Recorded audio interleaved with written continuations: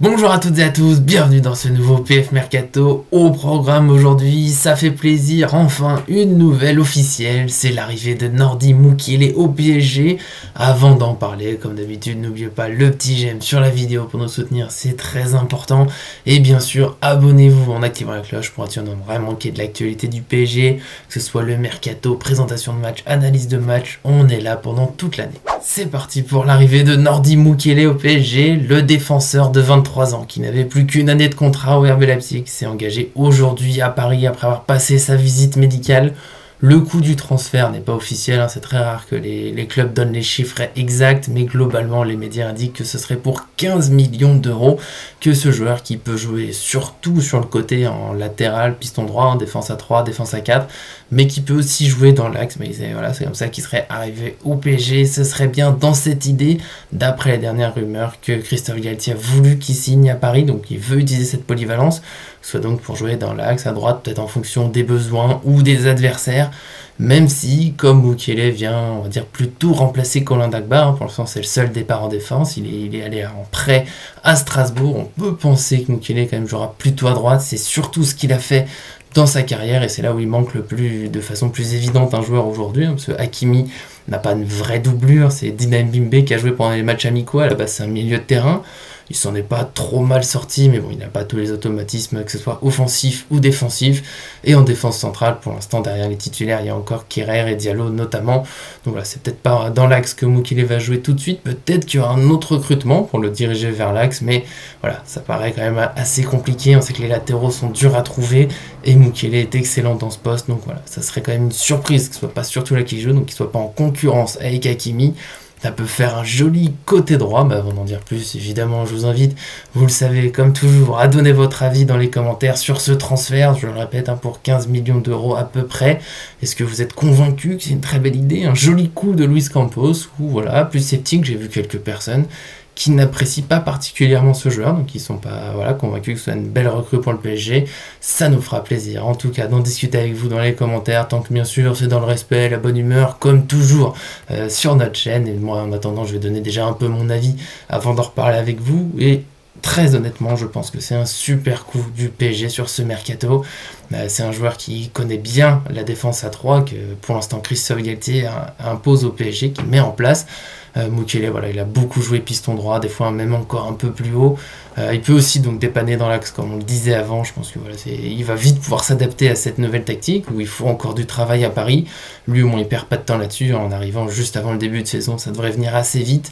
Le fait qu'il soit polyvalent, ça permet notamment d'avoir des solutions quand il y a des soucis. Parce qu'on le sait, une saison c'est long, il y a des blessures, des suspensions. Il y a la Coupe du Monde en novembre, alors peut-être qu'il la jouera, il a déjà eu une sélection en équipe de France, peut-être que Paris ça l'aidera à retrouver une place avec les Bleus, ou justement à ce poste de latéral, piston droit, il y a beaucoup d'incertitudes, ça change beaucoup, il y a peut-être encore un coup à jouer pour lui, mais quand même, il y aura une grosse saison, donc beaucoup de matchs, donc il faut des joueurs à tous les postes au PSG, et donc ce joueur qui peut s'adapter, ça peut beaucoup aider. Surtout qu'il a des grosses qualités athlétiques, bien capable de répéter les efforts sur le couloir avec une certaine vitesse. Il défend aussi assez bien, peut-être mieux que Hakimi, qui a encore des petits progrès à faire dans les duels, dans certains placements.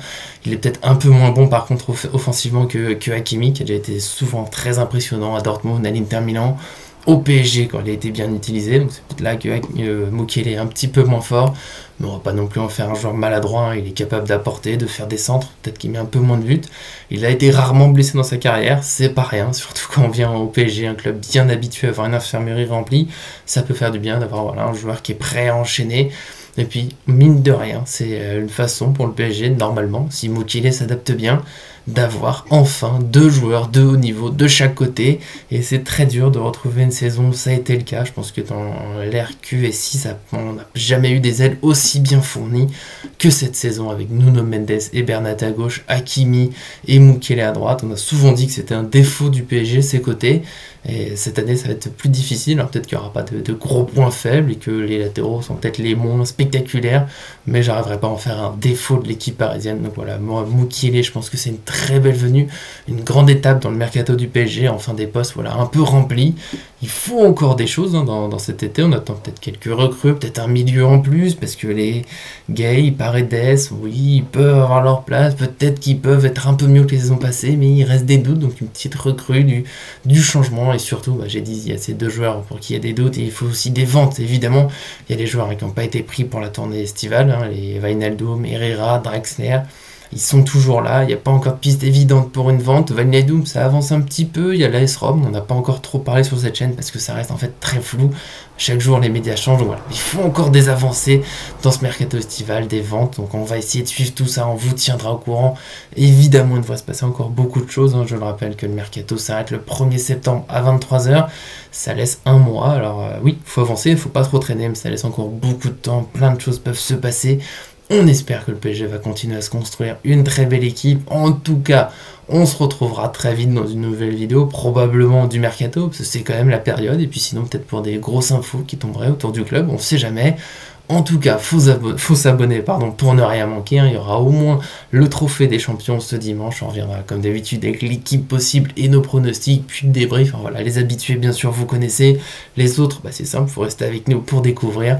Et vous avez notamment pour ça, en attendant notre débrief du dernier match amical, hein, c'était PSG Gamba Osaka. On a fait un petit peu le bilan de la rencontre, le bilan des matchs amicaux. Donc voilà, vous avez ça pour attendre qu'on soit de retour avec notre prochaine vidéo. Et pour aujourd'hui, évidemment, merci à Arthur, l'inépuisable, qui a fait l'image, même s'il ne pouvait pas venir dans cette vidéo. Voilà, on fait le maximum pour être toujours là, mais c'est pas facile d'être toujours tous ensemble présents. En tout cas, on donne le maximum pour avancer avec vous. Donc merci à tous de nous suivre et à très bientôt sur cette chaîne.